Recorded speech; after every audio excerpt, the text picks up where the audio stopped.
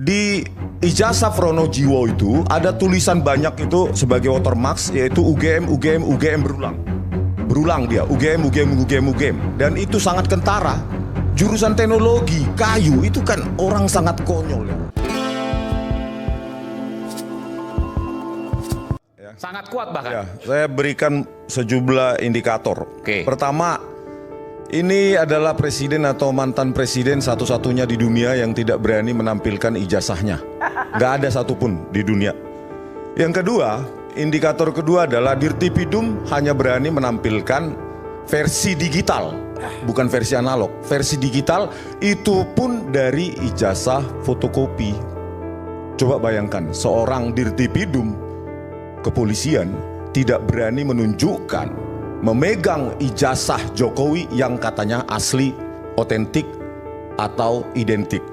Berikutnya, ya, kalau kita analisa ya dari versi digital yang diupload oleh saudara Dian Sandi, itu memang sangat berbeda dengan apa yang diupload oleh Pronojiwo. Yang berbeda itu adalah blankonya itu sangat berbeda. Kita sudah melakukan analisa ya, posisi dari sejumlah huruf relatif terhadap logo dari UGM sebagai watermark. Itu logo UGM itu sebagai watermark. Jadi kalau bergeser maka blankonya pasti berbeda.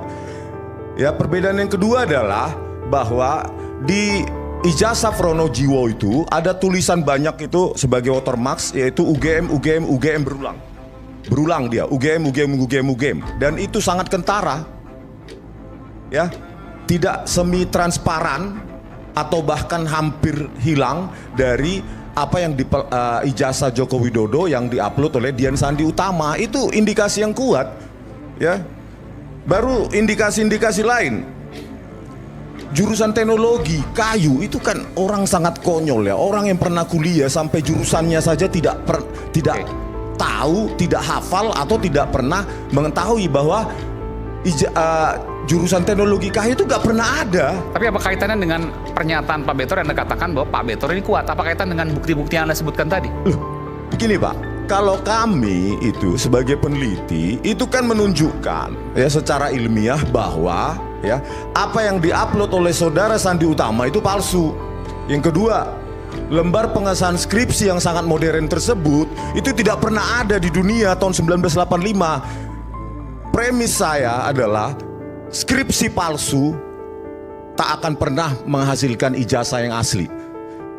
Jawaban kami jelas, palsu. Nah pertanyaannya kemudian, di mana dipalsukan itu ijazah dan siapa yang memalsukan? Itu yang dikatakan Pak Betor. Petunjuk, kami selesai tugas kami, itu palsu. Dalam fake document analysis jelas itu hasilnya palsu. Gitu.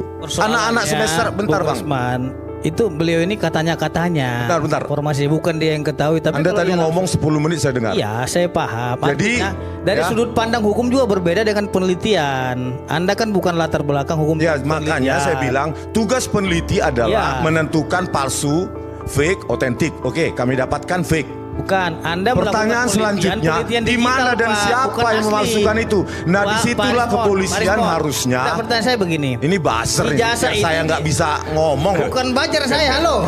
Ya, nanti besok dibilang pula termul kita gitu loh. Kita nggak ada relawan di sini. Ini udah banyak jadi korban netizen. Pengacara mawar. Beliau pengacara mawar. Ya kita harus berbicara juga sesuai dengan konteks hukum di sini. Artinya yang disampaikan oleh Pak Betor ya, itu nanti adalah testimoni di auditum. Temuan-temuan saya dulu biar masyarakat tahu ilmiah kalau hukum gak banyak adalah temuan gitu digital Pak. Jadi kalau memang mau meneliti itu yang saudara teliti adalah digital, bukan aslinya. Persoalannya di situ.